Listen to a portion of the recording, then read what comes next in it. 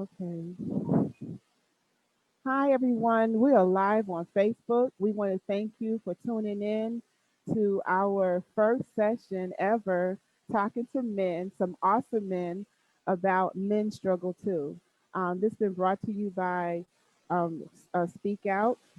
And Speak Out is a domestic violence organization. It's a nonprofit that deals with domestic violence. We're focused on women, men, and children. And so we would love for you to contact us. We would love for you to, if you have any questions for our guests, please feel free to talk to our guests and ask them questions as much as possible. This is a even playing field. There's no discrimination with this subject matter. We're going to be polite. We're going to be nice, and we're going to play fair. But the questions and the questions that they have, the things that they're sharing are true stories about their life and what they've gone through. And I just want to thank them for participating in this event. And we're going to go ahead and get started.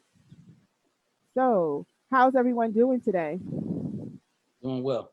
Doing well? Awesome, awesome, awesome. And we just want to thank you guys for participating in this first Men Struggle Too. And so we're going to go around the table, around the screen, and introduce ourselves. And so, who wants to go first? Hello. Hi everybody doing? My name is Terrell Burrows. Hmm. Okay. And if you have a name of an organization or a ministry or business, please name that as well. Do you have a? Mhm. I have two businesses. I have first candy licious candles. Me and my wife we make candles, and then I have Forbidden and Knowledge clothing, and that's it for right now. Okay. Okay. For right now. Okay. So that means more coming, right? Yes, yes, Okay. ma'am. Awesome. Okay. Who's next? Oh my bad. I'm so sorry. In the Oh, secret place, I'm a sister pastor at the secret place. I'm so sorry. okay. No, no, no, no. That's play. Oh, I mean, that's fine. That's fine. Okay. Who's next? Yolan. Yolan. Everybody, how you doing? My name is Yolan Young. Also go by Yolan, a poet's poet. Spoken word author out here in Houston, Texas, and in the nation. Also, an actor working on my next project, Fair Play. Author, just wrote our first professional published book, The Unknown Child Named Yolan, which you can read on Amazon, or you can go on www.yolanyoung.com. Also, spoken word artist at Improv. So once everything, you guys can catch us there every month under Soul. Okay. Okay. Awesome. Thank you so much. And then we have Harmony. Hey, what's up, y'all? How you guys doing? Blessings to you. Appreciate you having me on. I live in Dallas, Texas, and my focus is ministry inside of media, arts, and entertainment. And so I do a lot on the acting side, rapping side. I'm heavily into soundtrack songwriting for major motion pictures, and harmonyproductions.com is my website, HARMINI productions.com. And there I have everything in my bio, links to, what I'm doing, what I've been doing, what I'm about to do. All my information is there. And I really appreciate you guys having me on here. Thank you. We appreciate you too. And then we have T. Mr. T. Hello, Ford. hello. Yes, indeed. T Ford. Hope all is well with everybody, including your families, and hope everybody holding it down. These are crazy times we're in right now. So I'm T. I go by T. My actual name is Terrence, Terrence Ford. 4502 Music. I have a record label, publishing company, The View from the Terrace Publishing. Got some other projects in the work involving real estate and things of that nature. But hey, Kay, just want to thank you for having me here. It's a beautiful platform, and hopefully we can have an impact on some people tonight. Awesome. Awesome. And we have Mr. Henry Jones. Are you there? Mr. Henry? He's connecting. Okay. Mr. Covington. Oh, so I'm Jerome Covington, aka Jay Speaks the Poet. I am a spoken word artist, Christian rapper, actor as well, and part of the board of directors for Speak Out Inc. And we are here to educate people about domestic violence.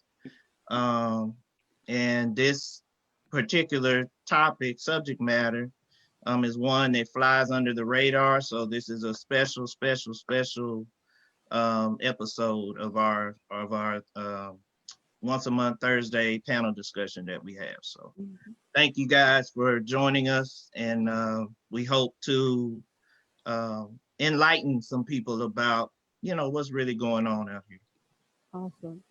Awesome. Thank you, Jerome. Mr. Henry, are you there? Mr. Henry? Okay, we're just gonna keep going. He shows up, we'll just ask him He'll as well. pop back. He probably got disconnected. Okay, cool. I want to. How's everyone doing from the COVID-19 and what's that? Laura who passed by, or she might make a visit, pay a visit. So everyone's doing okay. Oh yeah. Okay. Yeah. We're blessed on this one. Yes. All right. I want you guys to be relaxed. I want you to I'm not gonna say let your hair down because you guys. So I want you to be relaxed and I want you to be real. This is real talk, because people want to know. And like Jerome was saying, the topic for men going through abuse or being abusers is not that high. And lately, it was like the men are usually abusing the women, but a lot of times people don't know that men are abused as well. Correct? Correct. Right. So, has anyone on here ever encountered abuse themselves? Anyone? Oh, definitely. I think we all have it in some way, shape, or form. Okay. I know I have. If you want me to go first, I'll go, and we can just kind of spin the bottle here. Okay. So, yeah. So my situation is twofold. I was abused as a kid sexually, and I know we're going into domestic violence and things too. Mm-hmm. But in the sexual abuse, that in of itself really can mess you up. Mm-hmm. And I know for me, particularly when I was molested at age 7, Mm-hmm. it opened up a lot of demonic doors that really ruined a lot of things for me. It ruined relationships that could have potentially been of some worth. It jacked up things within my own family situation. It opened up doors to homosexuality in my early teen years, struggling with identity, definitely struggling with God, and going in and out of the prison systems and running away and just trouble. And then, leading into the more domestic side, when I was 22 years old, around that time, 21, 22, after I got out of incarceration, I lived in New Mexico with my brother, and my mom had died from lung cancer 2 weeks before I got out of incarceration. So my brother basically opened up his wing to take me under, or else I would have just went back in the streets and I probably wouldn't even be here right now. Mm-hmm. And so he opened up the door for me to go live with him. I was staying with him, and I got released out of incarceration. I got released October 28th, 2003.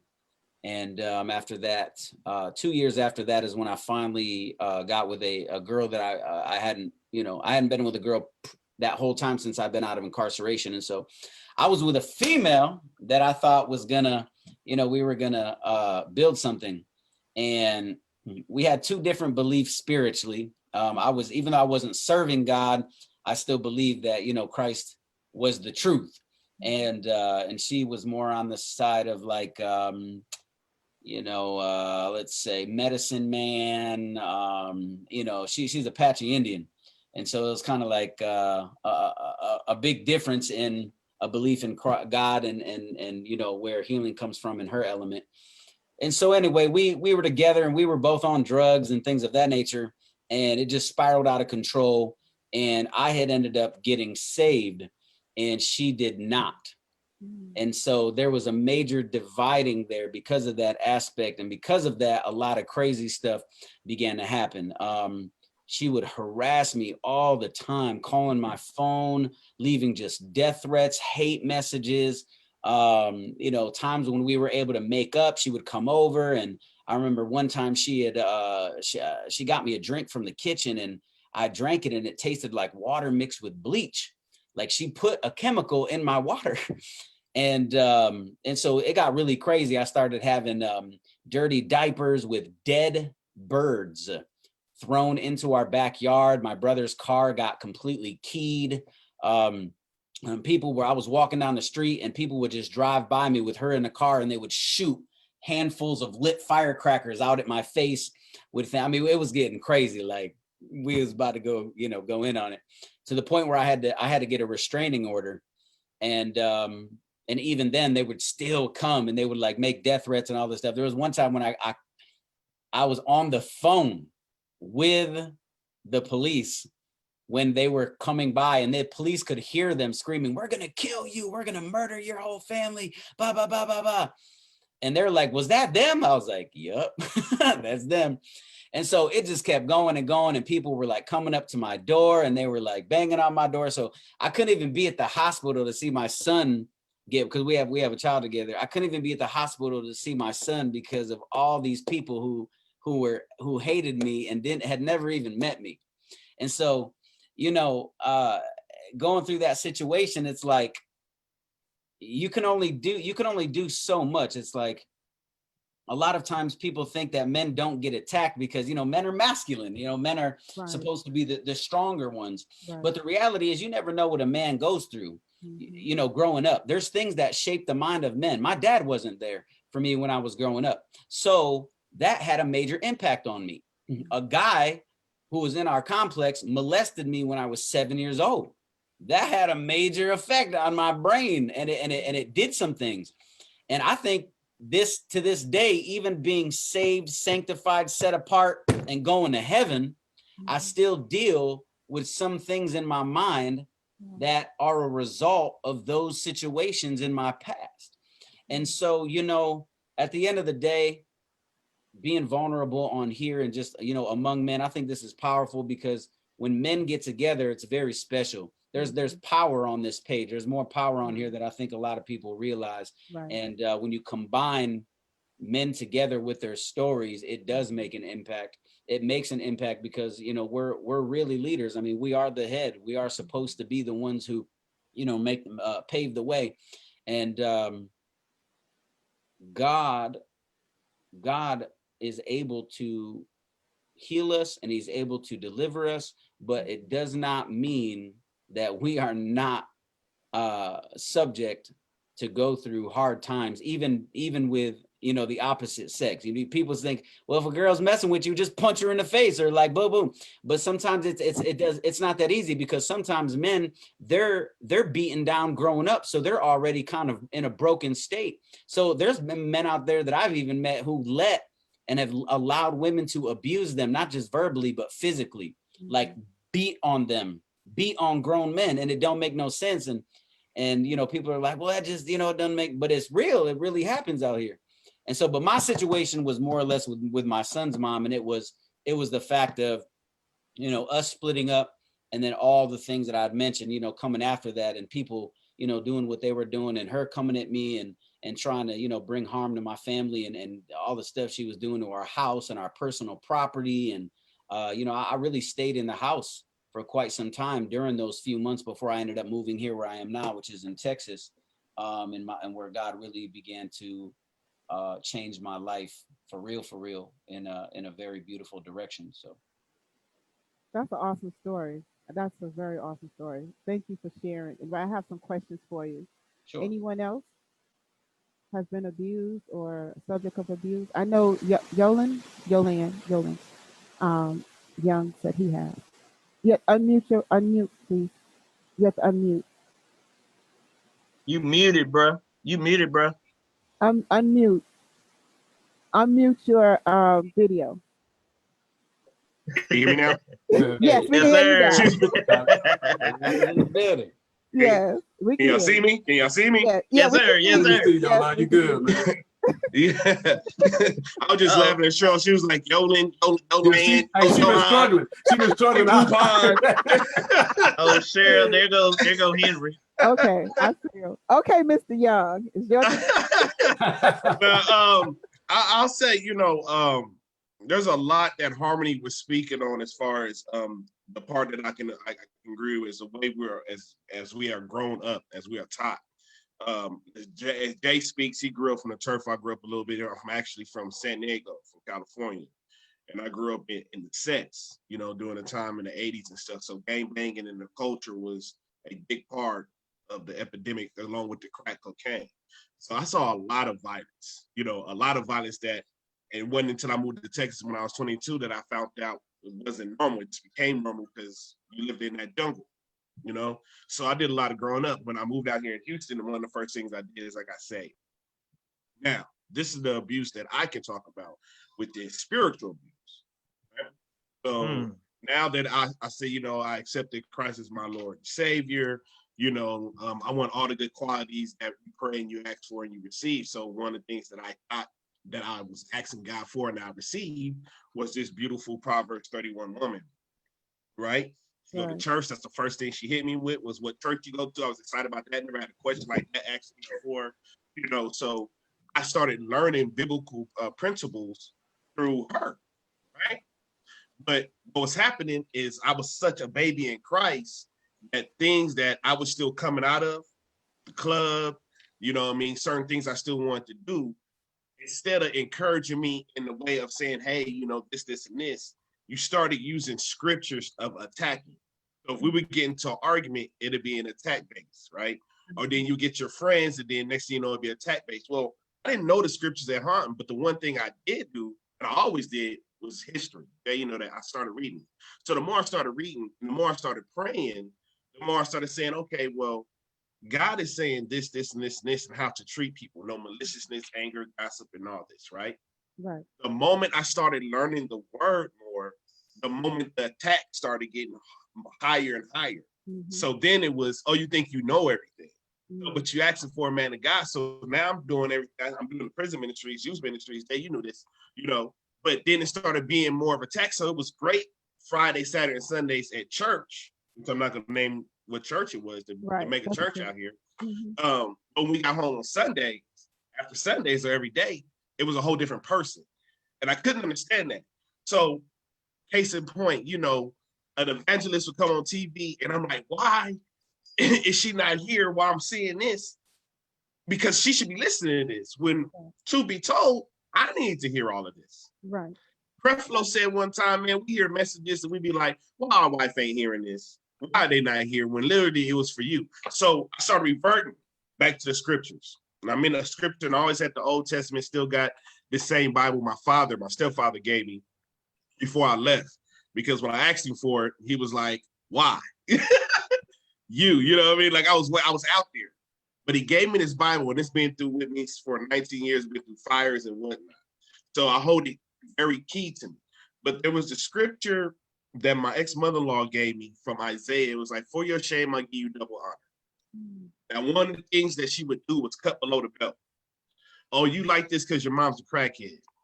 Or you do this because this is, and at this time, I just got a degree. I'm a pathologist. Had different youth organizations. So I was doing the things coming from a street dude that you never thought was possible. I was supposed to be dead or in jail, right?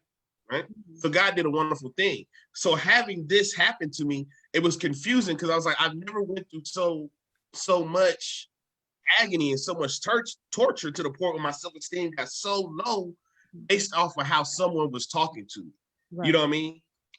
You're not worth enough. You're not this, and not knowing those words really do impact from a man's perspective. Just like a woman, we just feel it. We just hold it differently. Especially if you taught all your life to be tough, from the football field to the court to the street, right? So I don't have nobody really to talk to. And if I did, this comes back to the spiritual groups I was telling you about. If I did, the group of people that I would talk to were majority like her friends or married friends. So this is what I would get. Well, you learn, never go to bed mad and love her like Christ loved the church. Okay, but how am I supposed to do that when she did? No. Love her like Christ loved the church. Okay, I'm trying to, but I'm going to communicate. But then she says this about, no. So I was like, this don't make no sense. I don't have no one to really talk to that's really understanding. It wasn't until later on, I think me and Jay, we started talking. And I realized, you know, when someone say you're not alone, you never feel alone no more, right? And they break it down, brother. I'm going through the same thing. I've had police officers tell me this. I've had some of the strongest people you know. I know a lot of the Texans at the time. I had athletes, and every one of these brothers was telling me this one thing about this type of abuse that wasn't really talked about, because all we hear is the fisticuffs and then the verbal abuse, the attacks, right? Right. So once this came to fruition, it took me to actually leave that situation to understand. And my wife now, thank God, you know, thank God for her all day, not knowing she was going to school to be a psychiatrist, but she was like, that's abuse. I didn't realize it was abuse then until 7 years ago. This was happening from 2001 all the way to 2008. Right. Right. So when she was like, hey, no, here's the MD5, you know, the MDS5, she opened it up. She's like, no, this is what you was going through. What? Because no man really sees himself as getting abused when you're more of the aggressor. If you ever played football, any type of sports, or, you know, been in extra activity or any boxing, you know, we're more dominant. But we have emotions too and feelings too. Then when it comes to a point where it comes to confusing to us, that's almost like a whole new puzzle you ain't never heard before. Right. Why is this happening? And I'm not doing nothing wrong, so it doesn't add up. So I would say, as far as the abuse I've went through, that was more preventive in my life was the spiritual aspect. I thank God that was shown to me, because I didn't run from the word. I got deeper into it. That's good. That's good. And that makes sense. That does make sense. That because what you've gone through could have been damaging towards you, you know, whereas you would say, forget God, forget church, forget everything. You know, deuces, I'm out. So yeah, and I think that's great that, you know, you were able to get help and to realize what you needed to do, right? Because you have to ask, you know, you have to ask and not be afraid to talk about it. Right. You know, and a lot of, and like I said, like a lot of people that know me as far as in Houston, or just in general, because what I do and I move around, I get titled the words king and warrior, and it's because of the activism we do in the community. When I do with our young youth, you know, and these are titles I haven't put on myself, you know, and you carry yourself at a certain stature. I'm taught that in the home anyway. You know, what goes in the home stays in the home.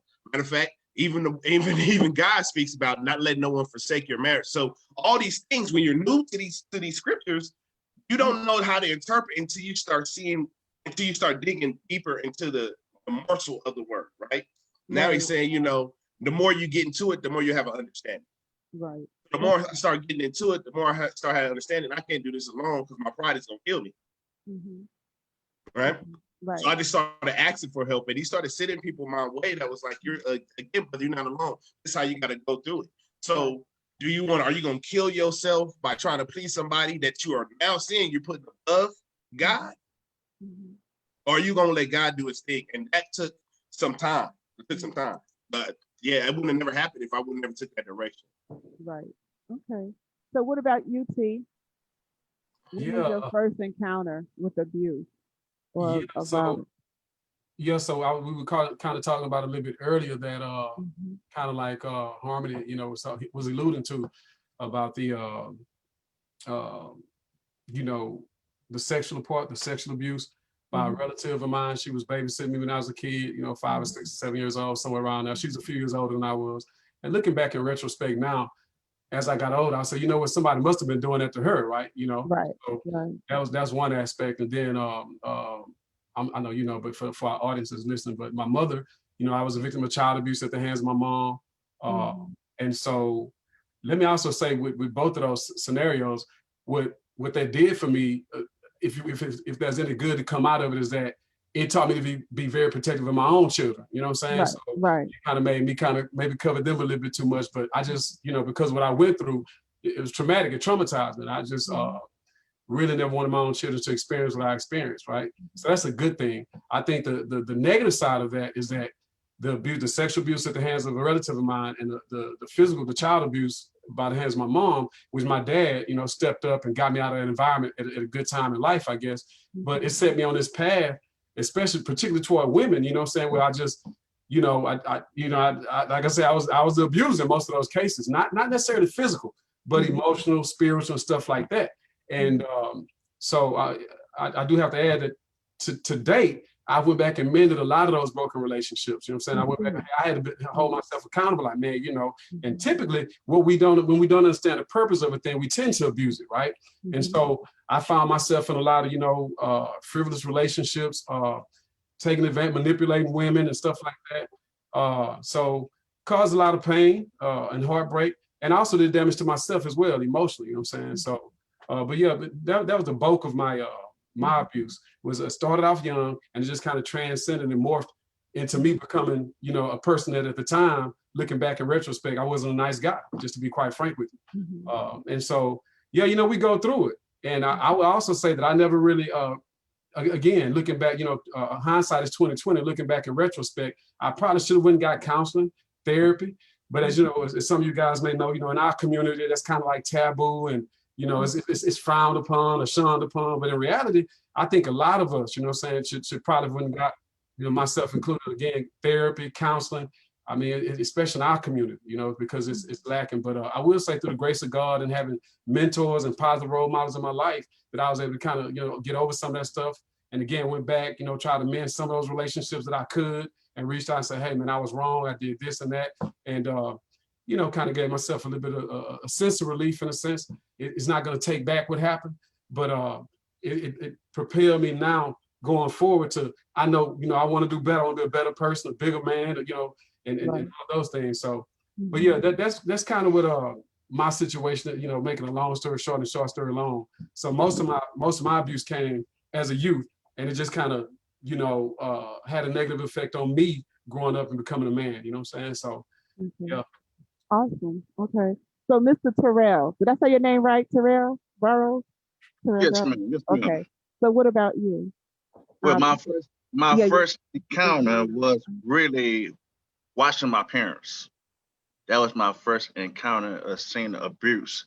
My father, he was on drugs, and all I used to see that my father used to just abuse my mother. So basically, when I was coming up as a young man, the only thing abuse I have done, it was self-defense.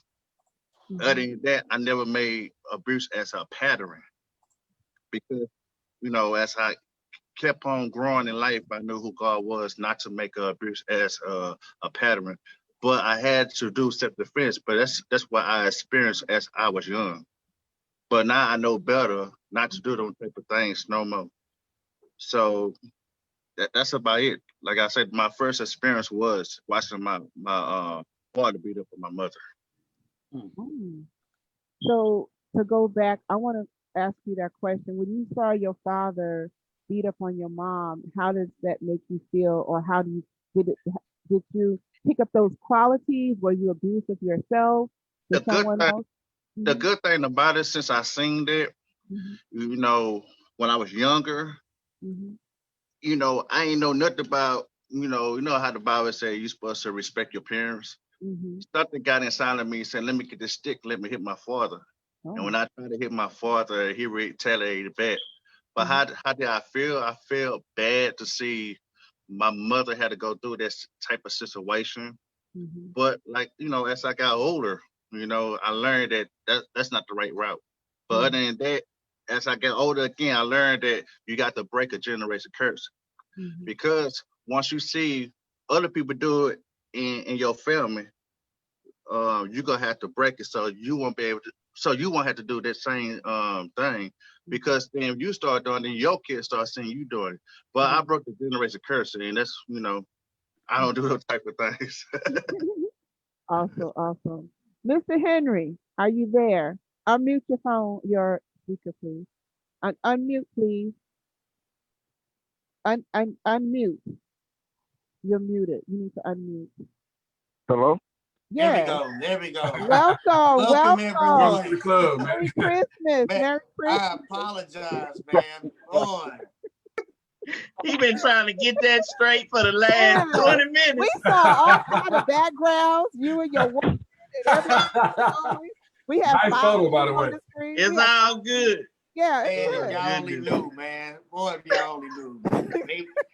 I'm in my hotel room, and they said they had disturbance. They've been blowing my phone up. I'm asking what type of disturbance, but but that's another story. To God We be the here. glory. Yes. You I'm are like, here. man, apologize for my lateness, my No, you're fine. tardiness. Please accept my apology, please. We are glad Yes, you're here. ma'am.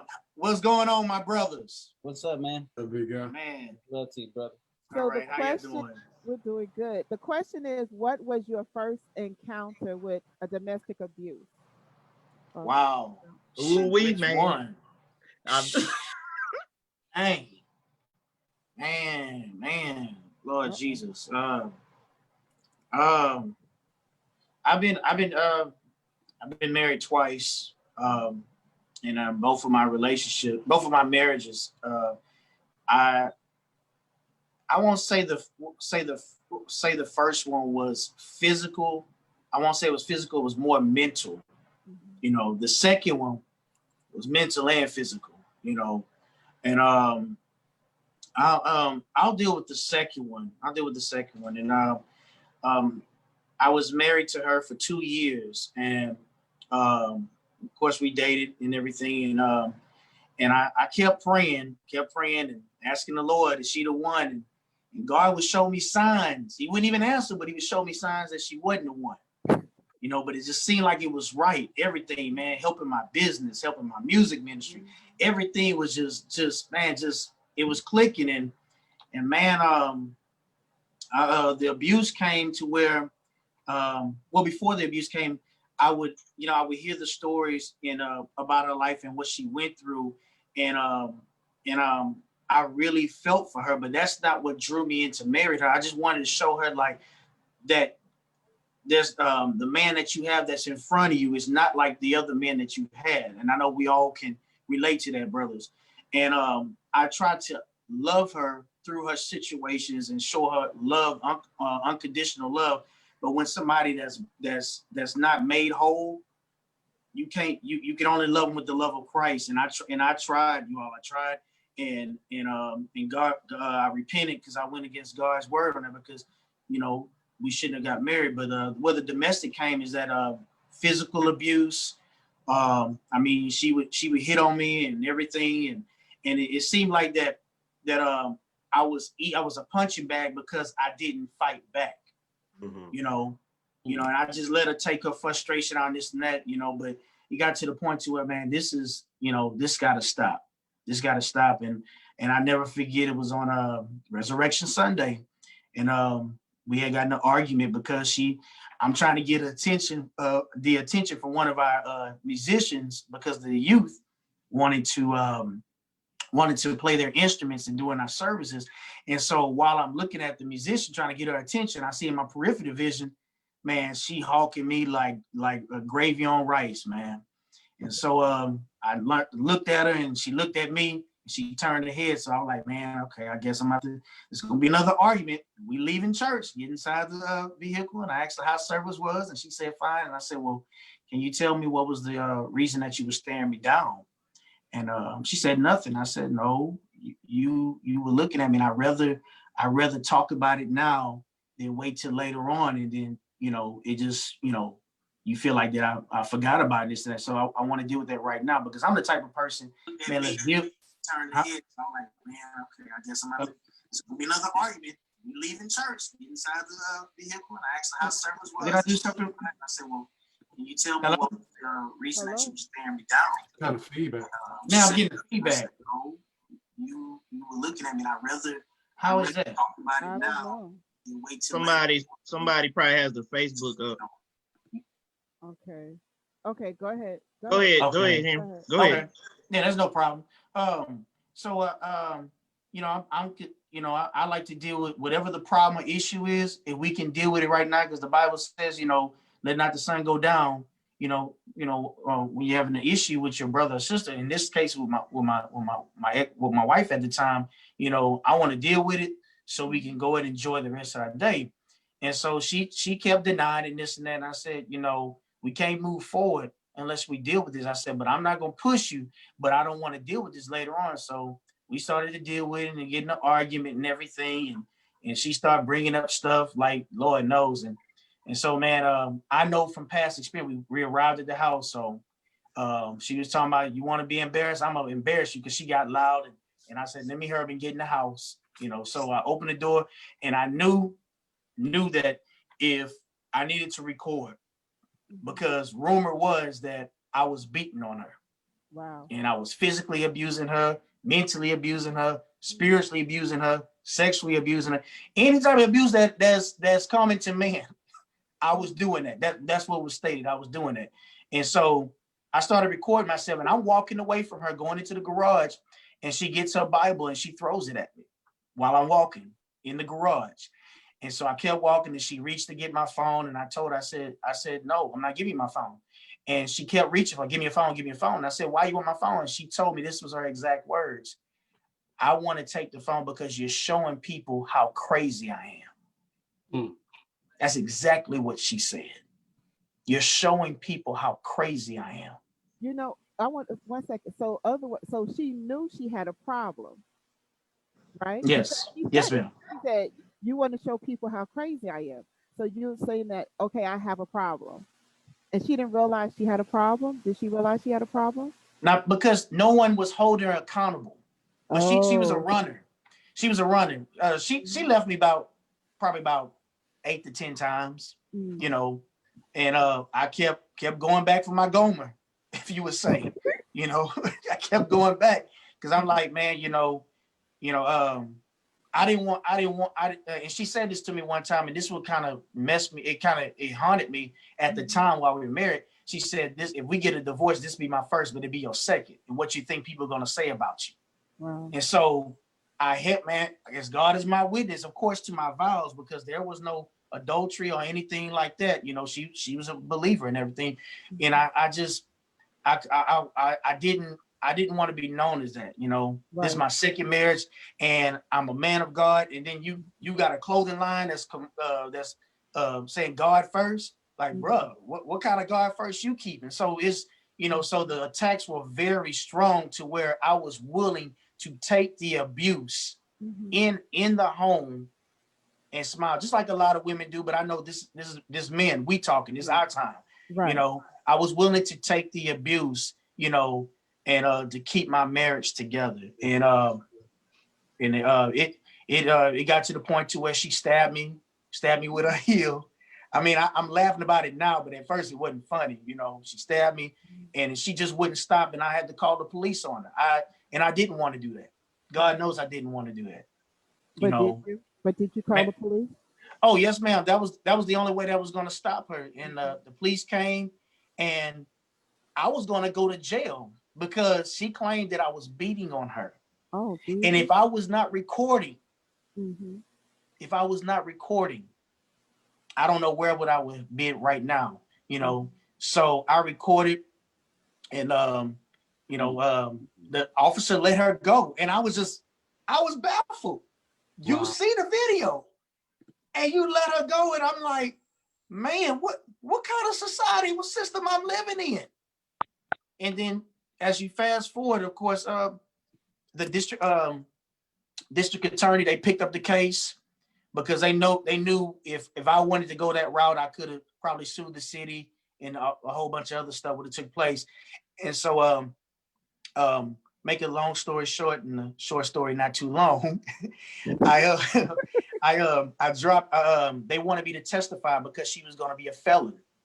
And had a warrant out for her arrest. So I had to go to drive an hour and a half away to go pick her up and persuade her that you got to come home with me, because if you don't, they have a warrant out for your arrest. And once I picked her up, we had to go get the bond and everything. And when I told her, I said, if you believe in God, believe that God is going to work this situation out for our good. And I knew at the time it's a 50-50, once all this go away, she'll leave me or she'll stay. But I knew she was going to leave, even though I didn't want her to leave. And I went, the district attorney got in touch with me, and I told him I wasn't going to testify. I wasn't going to this and that. And they were upset because they knew this was an open shut case. And I wasn't going to testify, even to the fact that I knew that I was not going to get my wife back. I wasn't going to get my wife back. And so it hurted me mentally. It slowed me down my ministry. I had brothers like Jay Speaks, man, And some of my other brothers, man, they nursed me, they rehabbed me. Mm. I'm trying to keep, they rehabbed me because I stopped singing. As long as I was married to her for the 2 years and also dating her, I stopped singing. I didn't love it anymore.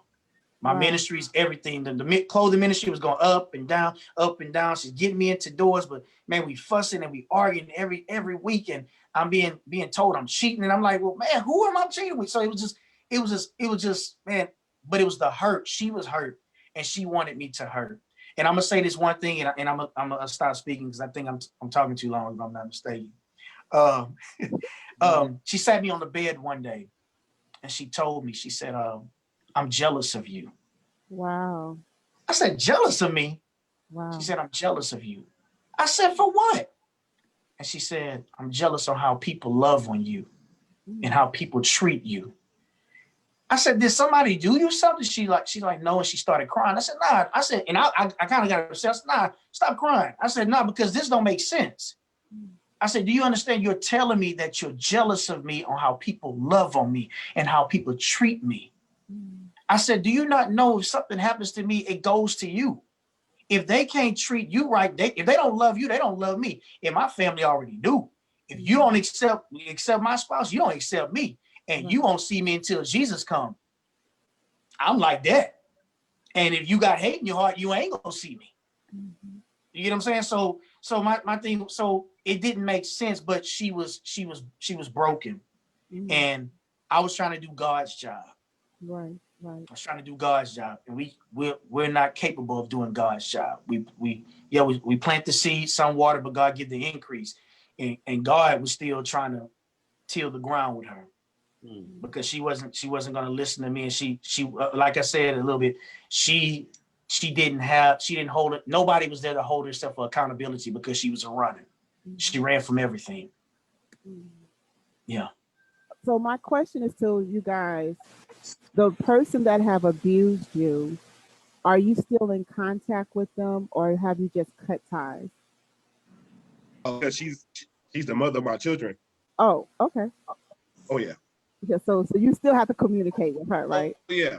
Okay. Yeah. You know, my daughters is 12 and 13 and 14. And are the most beautiful things that God ever created out of that mess that we had went through. But you gotta remember too, there was a lot of growing on her part as well. And I believe a lot of the growing came from was a lot of the anger and hate that I let go. Because I was holding on to that and bringing that into new life, or when I would try to get into other relationships too. I still trying to follow the word. I'm still trying to go to church, but I like what Henry said too. It stopped the whole ministry. I stopped writing. I stopped doing spoken word. I stopped doing poetry. I couldn't even wrap my mind around doing anything for me because of the self-esteem that I had. It was just drawn to. With the girls, when they came, one of the agreements that we did have, we was going to raise them better than we was raised, right? The issue that she said she had was she wanted to be better than what her mom was. Her mom was married like multiple times. Matter of fact, I walked her mom down the aisle the 4th time. You know, her mom's a well-known minister, right? Okay. So a lot of the anger and a lot of the frustration she was having was after you know, she would apologize. I would bounce, get an apartment, I would come back to the nice home we built together, you know, and all this. And she would always say, you know, I love you so much, but I'm trying not to be what I saw growing up, that when she would see triggers of it, it would become more of an attack, right? So while you're attacking, I'm saying, but you do know words still hurt. You know, you would hear, and I mention this because we would hear so much when women say, he would say this, and he said this to me, and it hurt. And then he did this, because what happened is verbal abuse soon will turn into domestic and physical abuse. That's just facts, you know? So, like he said, calling the police, I remember when I had to call the police, you know, in front of a Babies R Us, because she punched me on my face over a car seat, a baby car seat I brought. And thank God it was a lady with a phone. She ended up calling the laws. Of course, when the laws get there, they see me. I'm the first one they want to put handcuffs on, right? Yeah. So when they see the blood on the ground, I say, no, that's my lip. I'm bleeding. She punched me. So he was like, well, she's going to jail. I was like, well, if she's going to go, she's going to go. He's like, well, you're going to jail too. I said, why, sir? Right? You know, well, why are you going to jail? Well, because her shirt is torn. Well, you realize I was defending myself trying to get her off me, right? Well, if we both going to jail, because this is the first time in my life, as many times as I've been in this system, I've had run-ins with the laws, that I ever had run-ins with the laws for something that I know I'm not doing with my wife, bro. You know? So that was the most trivial thing. I knew at this time, speaking on this, 5 years later, I have a heart attack, a massive heart attack, where I have congestive heart failure. I'm on a heart transplant list right now as we speak. I have an ICD in my chest right now as we speak, because I was holding on to the stress. I was still trying to please this woman that was saying I'm not a good man. I wasn't a good provider. Had the house, right? Wasn't a good man. Wasn't in the streets going to the club. Wasn't a good father. Babies is doing A-OK. The whole world says you're a great husband, but you're still looking for this affirmation from this one individual that you just knew God gave you, right? Right? Right. Because I'm going off what Paul said. So back when I say this, a good friend of mine told me, say, Lynn, stop trying to be the best husband for her and be the best husband for God. He's going to give you your answers, because he didn't ordain this anyway. So I started reading more and more what it is to be a husband. So even though the attacks started coming in more, it was like I was feeling them, but I wasn't reacting to them. That's good. I'm a cook, work the 2 jobs, take care of my kids, this and this. I'm doing all the things that I'm just going to do, right? And I'm going to do them correctly to benefit and let know, God, I'm doing it your way. But the attack seemed like it got worse. It's like she got even more angrier. Because then it would go, but reality this. And with that, all the stress, it became, instead of external, it was internal. It was internal. So what I decided was like, after I filed for divorce and we separated, then it comes, I'm going to make sure you never see your kids. Because I filed child support on myself too, right? Right? So now you don't have no other assets but my children. So for the longest, it went through, you're not going to see your babies. I'm telling people at the same time, he don't want to see his kids. Like Henry was saying too, he was very abusive. But the people that knew from the church and everybody and from friends, it really started adding up. It didn't make no sense. How is he like this with his kids when every time the kids see him, it's daddy, daddy, daddy? They know. It was there for a lot, right? So I had to just keep my mindset like, look, Lord, I'm just going to pray for her. In regards to the circumstance, I'm not trying to be in a situation where it hinders the blessings that you've given me. Right. It didn't take overnight, but that seed was planted and it kept growing and growing and growing gradually. But the one thing I kept harboring was that stress. I can't see my babies. It's my weekend. I'm gonna call the cops like they said. Okay, hey, you know, this is your time to see the kids. She wouldn't bring them. The cops would tell me, well, if the kids ain't here, if she's not here, there's nothing I can do. Well, what more can I do? The system is broken for us, really, to be honest. It truthfully is. And this is actually coming from an officer. One of the officers I called, he told me he was going through the same thing. Wow. He has to fight for his wife, but he said, this is what you do. Keep record. Yep. Keep record. That's all. So that's all I was doing. So these were the things I said where God was giving me all these different blessings come from me, all these different directions. Okay, how to handle it. Because if any other way, if I wanted to handle it Yolan's way, I would have been in jail. Because that was the only way I knew how to handle it. Yep. Right? So now what, girls 13, 14, this has been almost 10 years. Things has changed so much because there was a time when I told her, I was like, you're not going to be able to hold these girls against me forever. You can do it when they're 3 and 4. Now they're getting older. Now I'm saying you allow me to see them because everything you tried to do, especially when you call yourself a woman or a man of God, a child of God, but you go against the whole thing that you say you believe in, what do you think is going to happen? Right. You feel me? You feel me? So I said, okay, I'm going to stick to these principles because it was new to me, you know, and it stopped being new to me. Next thing you know, we started doing what the Christian poetry groups, we started getting invited to churches, other avenues started breaking out for me, the plays and stuff. This is all because I said, I'm going to do it his way. Still hurting, still at the same time, like, I gotta please her. And she could just be like, man, you're doing great. Not just in the good times where I want to make, when I want something, but even at the bad, I still was doing that even when I was so far out of love with her. Right. I still needed your approval, right? Once I let that go, oh man, everything just became, it's like an eye-opening experience. I couldn't be defeated by that attack anymore. And I knew what it felt like when I would hear sisters say this all the time. He treats me like this, but in the public, it's, oh, this is my best friend. This is my better half, God's angel, and this and this. But behind closed doors, you're not seeing the bruises on their neck and on their arms and on their elbows and on their legs and in their mental. So yeah. So with the best thing out of it, the girls now, both of them are excelling GeoForce, athletic ability, academics. My youngest one just got signed with Nickelodeon and Disney. Oh, so awesome. she's on her path. She's ahead of her dancing. Yeah, so that's what I really believe, like, it's what you do at the end of the day. You make a decision. If you know you got to get out, get out. Right. Yeah. Save yourself, save your mental before you, because a lot of people have died from this or been in jail for the rest of their life. Yeah. Right. That's true. So, Deacon Hamilton, why is there more awareness of women being abused than men? We're going to start with him. Okay, I'm sorry. I asked the question one more time. Why is there more awareness of women being abused than men?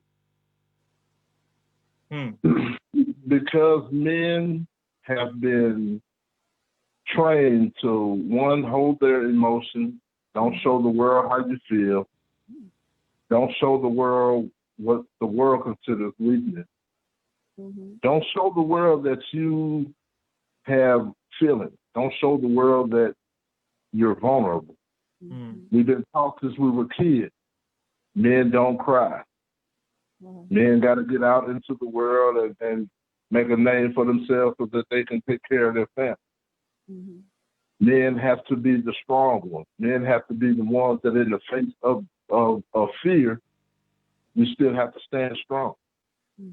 We don't report abuse as in a woman abusing a man. We don't report that because of the way the world will view it. It's so harmful and disheartening to know that a man can deal with frustration on his own. And the way that he deals with it, if it comes out in a negative light, then he's cast as evil or foolish or less than a man. How can I deal with this if I've never been trained to how to deal with my emotions considering something like this? And the result is a man reacting the only way he knows how to react. If someone puts their hands on me, I'm going to put my hands back on them. Right. Does not matter if it is a female or a male. We have been told over the years, you can't let the world see you sweat. You can't let the world see your vulnerability. You can't let the world see your nakedness. But how many times have we all looked in the mirror, as men on this panel, how many times have we looked in the mirror and asked the simple question, who can I talk to? Wow. Who can I call on when I'm in pain? Who can I call on when this woman is upside my head and the first thing I want to do is go back at her? In all reality, y'all, in all reality, the Bible says the man is the stronger vessel. So physically, we should be able to defend ourselves.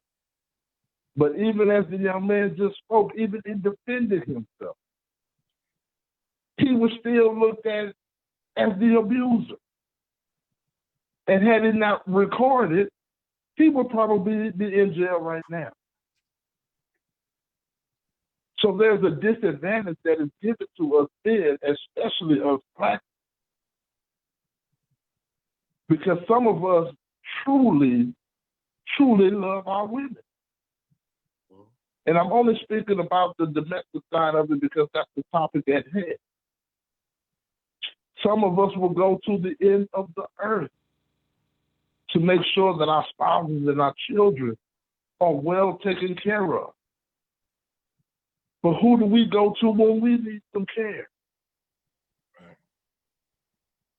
T.D. Jakes wrote a book called He Motion. Yeah. And when I got the book, it was given to me as a gift. And when I got the book, I was like, He Motion. That's already making him sound like he's weak. But after reading the book and understanding that even us men need someone that we can call on, someone that we can depend on when we're about to go slap bad on somebody.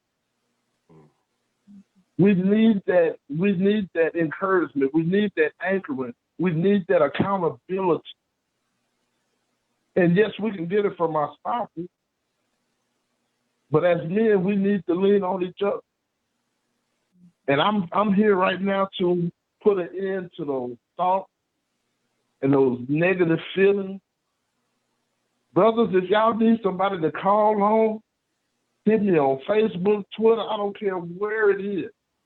Because I found out over the years, I need you just as much as you need me. Wow. Now, just sharing my story of domestic violence. I was about 8 or 9 years old. And my mother was dating a guy that I wasn't too fond of, but I didn't understand what she was going through. I just know I love my mother. And one night they were having such a bad argument that all of my siblings, we ran into the back room. And he pulled us out one by one, told us to say goodbye to your mother. Oh, Lord. And the whole time he had a 9-inch butcher knife in his hand. So now I'll tell everybody, I'm gonna be my, I don't care how you feel about it. My mother looked me in my eyes and said, baby, it's gonna be all right. And right as she said that, he went to stab her in the stomach. Oh, Lord. I'm 8 years old, people. The only thing I could do is try to grab the knife. And when I went to grab the knife, it went through my wrist. Mm. The sheer shock of what he done made him let go of the knife and run out of the house. Not trying to see if this 8-year-old that I just stabbed, trying to kill his mother, not to check on him, but to run. Now, everybody on this phone has an indelible relationship with their mother. To see the fear on my mother's eyes, it still traumatizes me to this day. And men have learned to desensitize themselves and to suffer in silence. We got to be strong. We got to be the building post. We got to be the foundation for the family. So when the head goes, the body will follow. What about the head that is suffering? What about the head that needs a good word? But to take everything back full circle, we suffer in silence because we don't want to feel the burden of not only dealing with what the world is going to think about, but those in my home are going to think about it. Is my son going to look at me as a weakling because I let his mother put her hands on? Is my daughter going to grow up to be a male abuser because she's seen it on a regular basis? So we have so many things that are weighing upon our shoulders that some of us continue to run. Some of us would just rather suffer in silence, like the young man said. He would rather make sure that his wife is taken care of, knowing that she's not coming home, knowing that I'm not going to walk away from the situation with my wife. That's nothing but God. We have to get to a point to where we can actually verbalize our pain, verbalize the frustration. Growing up with the father in and out the home, seeing the mother working 2-3 jobs just to survive. Daddy got a whole nother family on the other side of town, but he can't come see me. So it's so many things, and that's not even the tip of the iceberg of what a young man in this world has to deal with. So we have to get to the point to where we lean on each other, because that's all we have left is each other. So I'm gonna step back a little bit and allow the conversation to keep going, but we suffer in silence because we feel as if we don't have anybody to go to. Right. And that's the sad part, when a man can't feel comfortable talking to another man about what they're going through. And so because we look at judgment, I believe you look like how they will perceive me at that moment. Because as we said before, if I tell you that my woman is acting a fool with me, so now you're going to think I'm a weak man.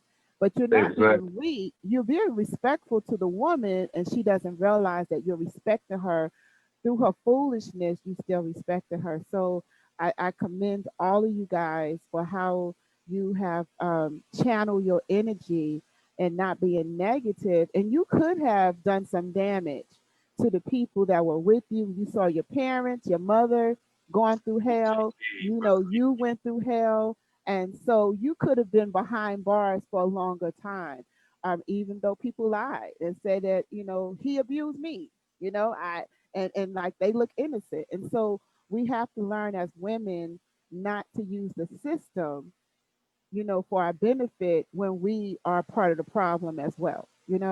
And so with Speak Out, we just not just for women, we for men, women, and teens, because even our teenagers are going through abuse, dating abuse, teen dating abuse as well. And I believe that a lot of that stuff is going through from the families, like what they see their families doing, what their parents are doing. So they feel as though that's the behavior I'm supposed to have. So I mean, tonight, you guys, I was back. I'm glad I'm not, you can't see my face. I got tears rolling down my eyes. And so, because it's so touching. I'm really touched by everyone's story, because trying to do this, a lot of men did not want to tell their story. They didn't want people to know. I said, well, you don't have to show your face. We could use another name. We don't have to use your face. But I commend you for the boldness that you have to share your story and let everyone else know what you've gone through. So this is going to be a question for everyone to answer. And that is, what can we do to level the playing field of awareness? What can we do to bring awareness that men do go through abuse? What can we do?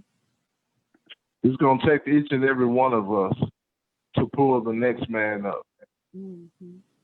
Because we have those that are on the phone have come to a point to where we can look at our situation and see the blessing in it.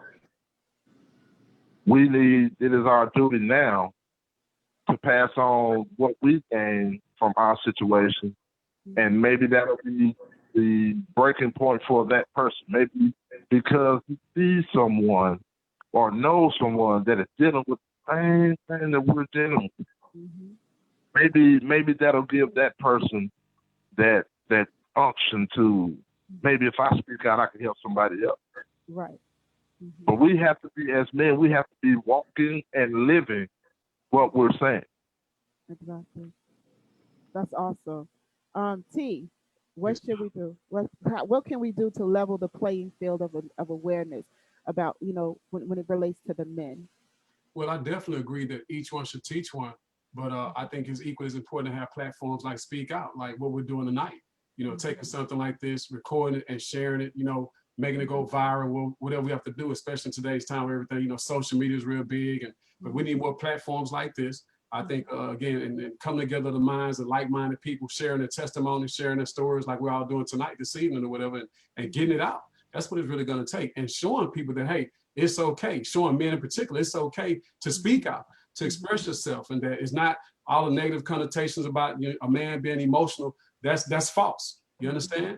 In fact, I would argue that that a man who's able to express himself emotionally or whatever is a stronger man. Is really strong. You understand? So I think that yeah, definitely. You know, each one teach one, and more platforms like this, like speaking out and just sharing this with as many people as we can get in front of, and inviting people and seeing forums like this grow. I think that's one of the things that we could do. A couple of things we could do to kind of level the playing field. Okay. Also, thank you. Harmony. Hey, no, I definitely agree with him. It's important to have things like this, discussions like this, meaningful and focused topics like this.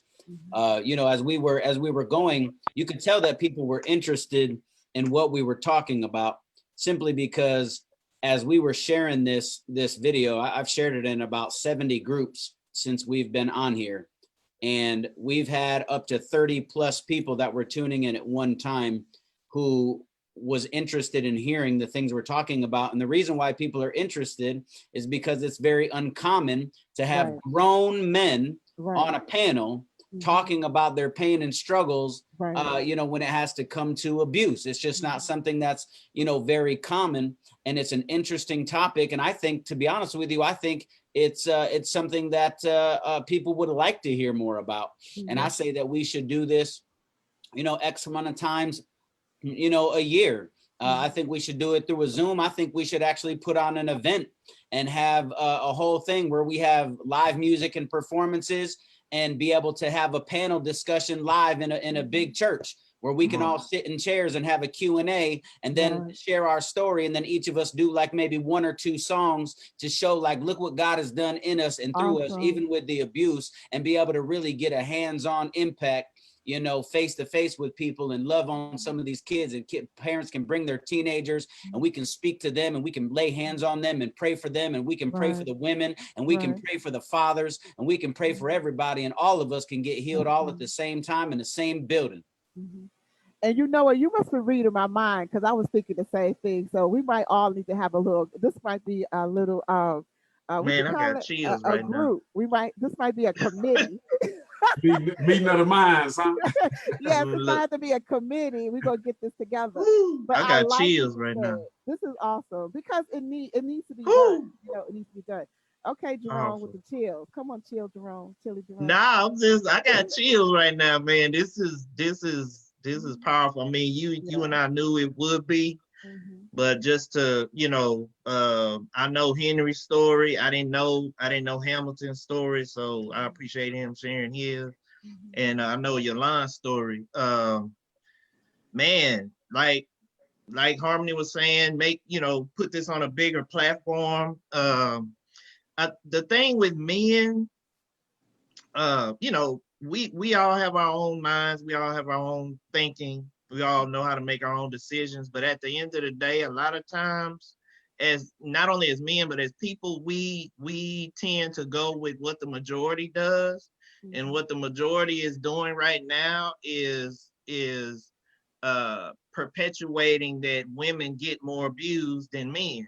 And so if we get that word out more, if enough of us men step up and speak out and say, look, I've been abused, or I'm being abused, and the more, you know, other men see that men are speaking, oh man, this brother's speaking up, well, okay, and we all come together as men to support each other. That's powerful. I think that would be a catalyst to leveling the playing field. I'll tell you what, man, listening to this, man, I just had a vision in my head of seeing like a reality show. If we could get one of these mega churches, one of these people who really believe and really want to see change and back it up, and, you know, they can have their glory of sponsoring it or whatever, it would be super dope if we could have the finances to get a film crew together and start filming men's stories, playing back what they've gone through, maybe like a 30-minute to 1 hour episode, and find a network to pick that thing up and air that and be able to share it, put it on 700 Club in different places, you know, where people can actually see what we're talking about, that we go back and we reenact, even if we have to get some actors in that mug, but we keep it real and we begin to reenact some of the stuff that's going on, man. I think that having something like that and being able to have that at an event, you know, we do events, maybe do like a 10-city tour, and every city that we hit, where it's a 2 hour deal. 1 hour is watching that movie or watching that 1 hour documentary episode to feel that. And then the next hour is broken up between 1 to 2 songs per artist, hands-on ministry with prayer, and somebody speaking a word to close it out. I think we'd have more souls coming to Jesus, and people crying and sobbing and apologizing to their wives and apologizing to their children, and even you know, pastors coming up.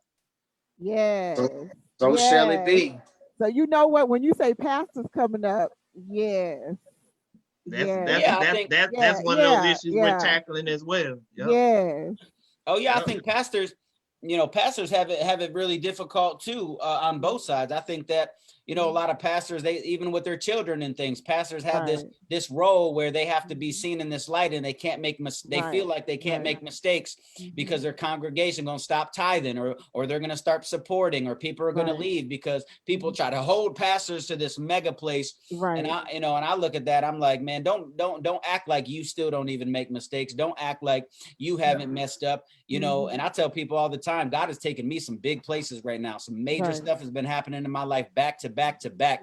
And you know, I always tell people, when even on my live videos, I'm gonna listen, don't ever, don't you dare put me on no pedestal. Don't you dare elevate me above where I'm supposed to be. I'm a man and I bleed like you. I make mistakes like you. I sin every single day of my life. Sometimes I sin consciously and I have to repent because I'm a man. And just like Paul, I have a waging war with the law of sin that is still in the members of my body, and I have the law of the spirit. And so every single day of my God-given life, I have to war with these two to try to please God and stay the course. And if I fall 7 times, and trust me, I do and I will, I get back up and I keep going forward. And God has graced my life with a special grace, and he's given me a platform and continues to elevate, and he wants us to be real. He don't need us to be perfect. He needs us to be real. He needs us to talk about the real stuff and to speak it out.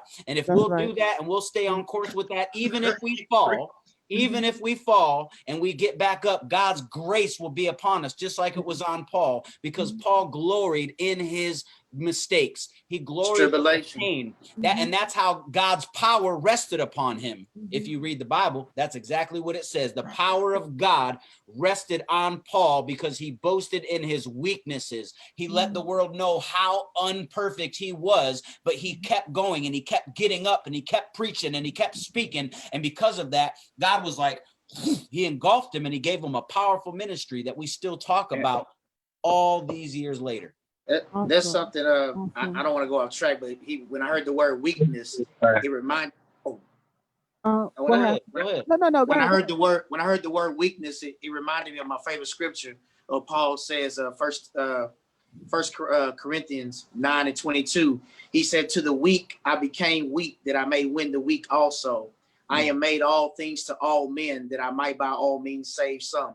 And some of the things that we went through, brothers, is because God was setting us up to right now.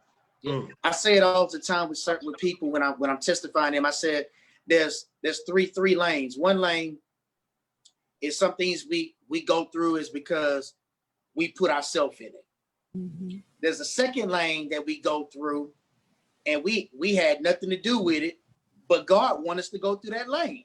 And the third lane is God is looking for someone to run that lane. And when he looks upon, he sees Terrell, he sees Harmony, he sees T, he sees Jerome, he sees Yola, he sees Deacon Hamilton, he sees Henry. He said, you know what? They can do it. So a lot of the stuff that we went through, bro, well, it wasn't. It's because God knew he can have faith in us. Just as we have faith in God, God has faith in us. He saw this day coming, and we all know this. I ain't trying to preach, but he saw this day coming.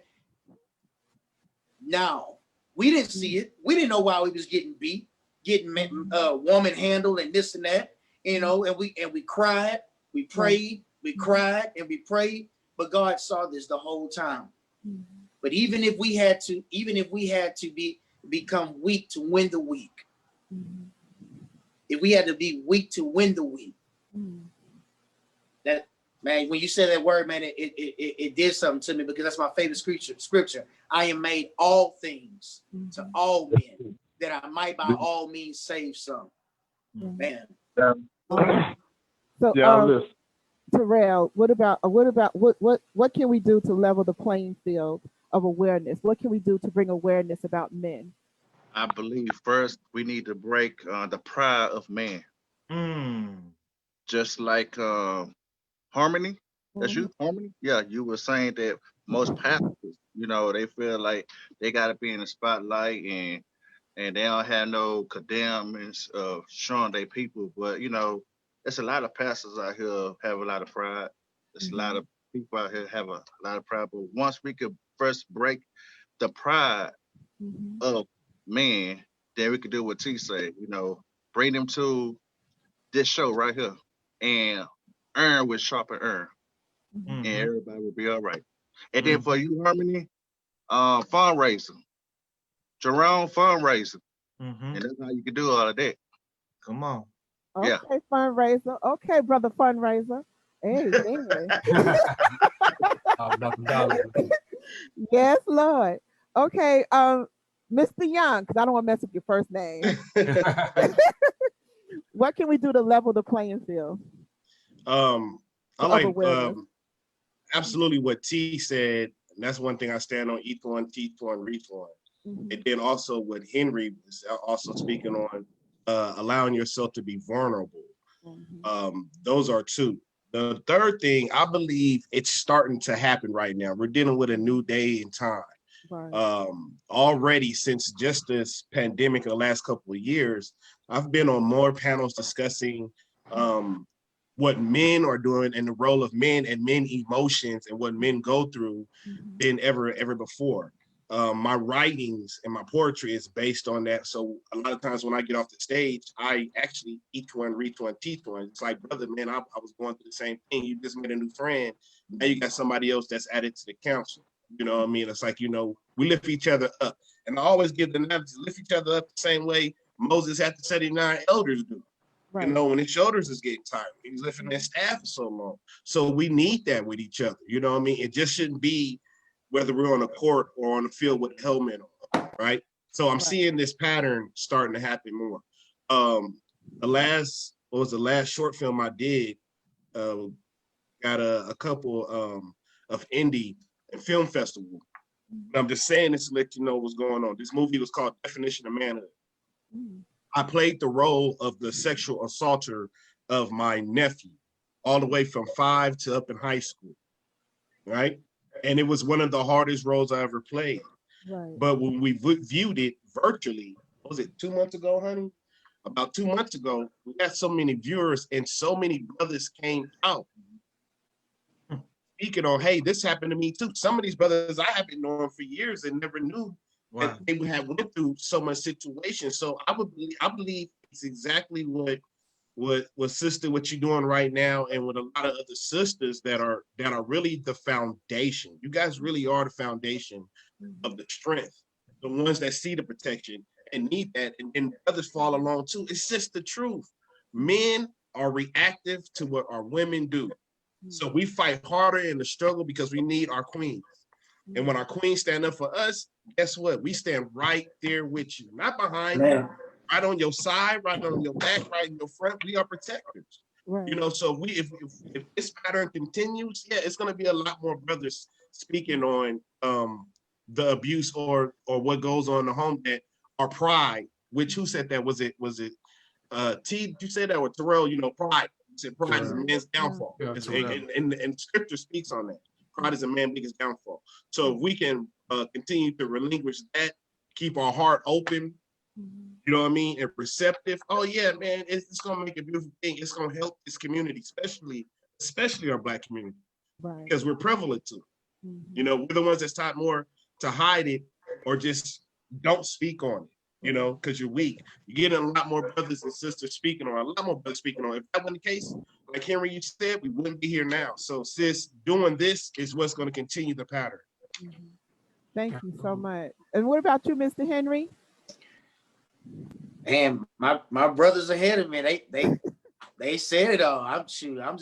I'm following them. They let the trail. I mean, they letting out the seeds. They the trailblazers. I'm just following. You know, I think I'm the youngest on here, so hey, I know how to follow suit. No, you're not the youngest. Oh, I'm not. I'm just saying I don't know how old you are, but Hey, I'm the youngest. It's I'm 40 just years old. just being vulnerable.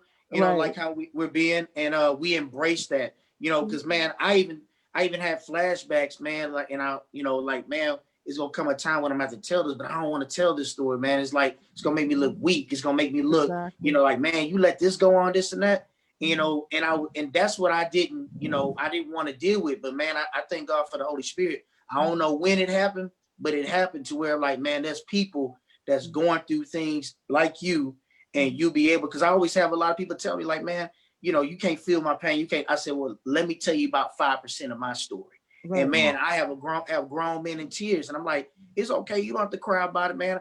I thank God that I survived, so I can show you how to survive through the Word of God. And I said it's gonna take some repentance. It's gonna take some praying, because I didn't want to testify out of hurt. I want to testify because I'm victorious in it already. Exactly. So yeah, just us embracing our vulnerability, and like you said, we're gonna go for it, man. I so shall it be. I like what Harmony said in there. So shall it be. Yeah. Awesome. I'm so proud of you guys. I thank you guys for supporting Speak Out. So Speak Out was birthed through my personal testimony. I've encountered domestic violence, domestic abuse by a guy that I was with for 5 years. And being a church girl, I don't know anything about crack. So when you say that you're going to go ahead, that you're going to stop, I said, okay, you're going to stop. Okay, stop. I didn't know you just can't stop just to stop when it comes to crack. I didn't know the essence of it. So it was pretty rough. So I did not know. I was ignorant. They say, you're green. So I was green in that area. But through that, we came up with the play Speak Out. So from the play, we end up giving birth to this organization, Speak Out. And so we've met over 9,000 people. We have given information to over 9,000 people. So for the 2 years that we've been in existence, we're constantly pushing and pushing and pushing because the information needs to get out. We want to change lives, attitudes, and behaviors. That's our ultimate goal. Also, we want to bring hope to those who are hurting and who is in pain. So that's our ultimate goal. We want to bring healing to those who are hurting. So it is a faith-based organization because I'm a believer. So I cannot, separate the two. I'm a believer. So and we do believe in God. We believe in deliverance. We believe in prayer.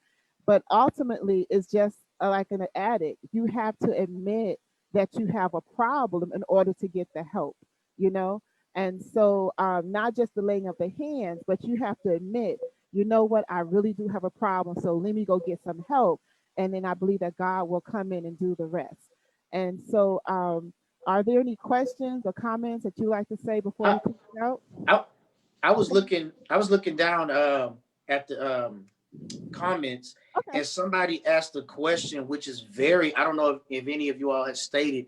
They said, have any of us talked to our kids about our domestic abuse? That's a good question. Just had a meeting with our daughters. Okay. It was about a month ago, and it was actually at the request of our girls. Oh, okay. It was actually at the request of the girls, because what they was hearing, it didn't add up to what they were seeing from me. When they would come over, or what they was hearing from people. So she was actually receptive to it, and the meeting went well. I mean, it was a lot of tears, it was a lot of emotions, and it was a lot of hurt from my daughters too, because they felt like, Mom, you lied, you know, or you told us half truths. And why, Dad, why come every time we would ask you, this is going on, this, why we always say, I'll tell you guys when you get older. I'll tell you guys when you get older. Even though your mom is saying that, you know, God said still respect your mom. Even though your mom is talking, you know, I didn't care what she was saying because I knew the plan, right? But now that they got into teenage years, you're talking about 3.0 students. So when it was like, look, Dad, I don't even care no more. We already told Mom, can you please ask her? So we went to the Memorial Herman Park, we sat down. Mind you, you know, this is 19 years we've been knowing each other. So we don't hold those same energy anymore, right? So when they asked, Dad, you tell, I told them the story, as far as not just the domestic violence, but everything for what they want to know, how we got together and the whole nine. So even though their mom was giggling and laughing a little bit, it was my youngest one, who I got to tell you, and Jay know this, man, these two girls love the word and love God in a way that I didn't know this until I was 22. They're 12 and 13, right? So they're quoting scriptures. They say, Mom, no, you lie. No, Mom, you're sounding like this, and the way you act this is demonized. And they're giving these scriptures, and they're saying, Mom, you said this, this, and this, but that don't make no sense. Dad said this, and then she'd be like, well, I didn't know I was attacking your father. At the same time, she revealed something to me that I didn't know even when we was married, that she revealed to the girls, which was, my mom talked to me this way. This goes back to what you see as a child, right? My mom used to say this and say this and say this. So therefore, I didn't think it was that big of a deal if I talk to you this way. If I tell you to shut up, or if I tell you you're stupid, what do you think it's going to do to that child, especially a little girl? Now watch this. The little girls is also seeing, my daughters is also seeing that with the individuals or relationships that she would get in with these other men, that none of them would last. And they all had that same one pattern, the way you talk to me. So if the little girls is seeing that and their children, and your husband at the time, your ex-husband, was saying the same thing, it broke a big revelation, because now you're not hearing this just from men or somebody you're dating. You're actually hearing this from the seed that you birthed. That's deep. Wow. So it was so actually when they said they was old enough to want to receive it, we prayed on it, and yeah, they got the full whole barrel, gun and the bullet. The gun and the bullet. What'd you say, Deacon? I was just saying, I believe that it's important that we talk to our kids. You know, we have to tell them our truth so that they can know what to expect going into relationships. So that is the problem with the world right now. Generations have not passed on valuable information to the next generation. I'm 44 years old, and this generation next, I don't understand, because I didn't take the time to pass my information on so that I could understand. So that is where the failure becomes hereditary, because we are not taking the responsibility to train up a child in the way that they should go. So if we don't tell them our truth, what happened to us, or what they see on TV they're asking questions about, we have to give them clarity on what they see. So we've trained them to, okay, well, I see that on TV that he hurt this woman, so if my dad is not hurting my mom, then why should I do it to my girl? You know, so we have to give them a solid foundation. And if we as parents, even if you don't have kids, there's a child around you somewhere. And I firmly believe that it takes a village to train these children up. Right. Because it took a village to train me up. I'm hard-headed. But it took everybody in my family to make sure Hamilton got to be the man that he is right now. Awesome. And so I'm that type. I'm that parent. All my kids know, my wife, all my family know. If I see your child messing up, I'm going to say something to him. Simple and plain. I love you to death with the love of God, but I'm going to say something to him. Now, if you got them, then that's you. If you're not around, yeah, I'm going to say something. That's not right. That's not right, because I'm doing my job as a parent, helping the next generation understand what the world needs to see. And I don't mean to offend anybody. I'm gonna treat your child like I would treat my child. And I treat my children with nothing but the love. So I have to show them the other side. You know, this is what Daddy went through. Right. And this is why Daddy is the way he is right now. But I made it through. Now, you might not see that aspect, but when you live this life that we live, you are going to experience everything. So you have to explain to your children, talk to them about what this world is going to ask them, what they're going to experience. Hey, this is what I went through, and this is how I made it through. Maybe you can adapt that to your life, and maybe it'll help you make it through your situation. That's good. That's good. Awesome. Okay. T, thank you. Okay. T, wait a minute. Don't go yet. Hold up, T. Hold up. I want to say T is going to allow us to use. We're doing 2 or 3 mini videos. One video is on how abuse affects the child. Okay, it's like abusive parents and how it affects the child. The second part of the video is going to be the child is older and he's going to take that, what he's learned from his parent, the anger, the aggression in a relationship. So it's going to deal with teen dating abuse. And then the last video is how a wife who is the abuser does something to the husband. So it's a 3-part segment that we're doing. It's like 15 to 30 minutes. So I needed a home, and T has a fabulous home that he's going to allow me to use. Okay. He said, just don't mess up my house. And so we're going to shoot it there. And there's just little mini videos. We also have a video that we did in June. It's called Speak Out the Beginning. It's on domestic violence. And we have close to 1,000 viewers with Facebook and YouTube combined. We would love for you guys to look at it and give us your opinion on it. We also have a survey out for faith believers on surveys. We're trying to get opinions and input from people that who are believers regarding domestic violence. And so we're looking for 100. We only have 32, so we're a little short. And so we need some more. October the 17th, we're having our second walk. It's going to be on site and virtual. So if you guys would like to participate, we would love for you to do that. And then the last thing I'm going to say is that I would like to keep this dialogue going. I love what everyone said, because we do. I'm not a man, I'm a woman. But I need to bring more men together. And so we could talk about this, because as Mr. Young said, that if you keep this on the inside, you end up getting sick. So when you constantly internalize things, it's going to really bubble over and you're going to get sick. So we want you guys well, strong, and healthy so you can move forward and do what God has called you to do for your purpose. And who wants to do spoken word so we could close out? T, I know you got to go, but I want to see who want to do spoken word real quick. Going once, going twice. Who gonna do it? Who do it? Who gonna do spoken word? I'm not doing spoken word. I'm sorry. Yo, go ahead and spit, bro. Yo, come on, yo.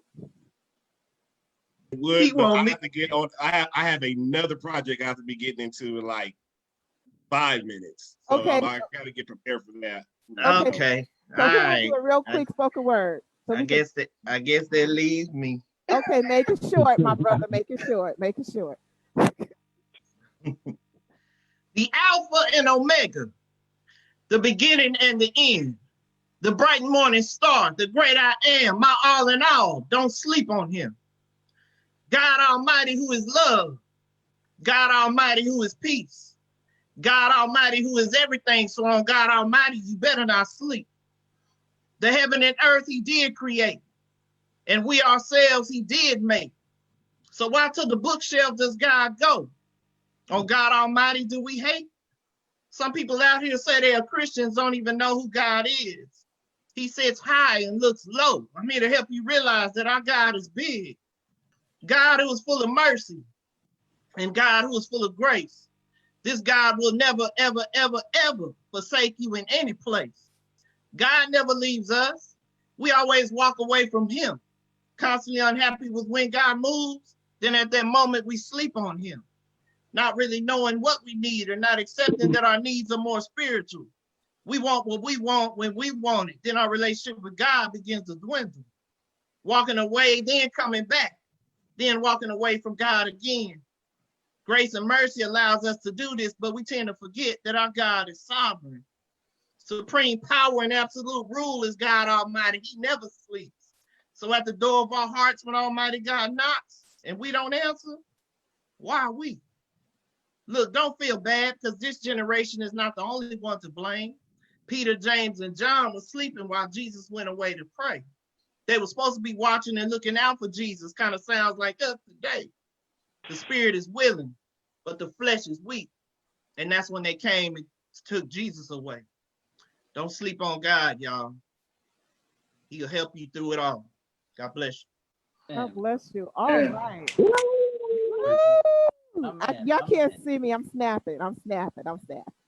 So on that note, I thank you guys for coming and participating. You guys be blessed. Thank you, thank you, thank you.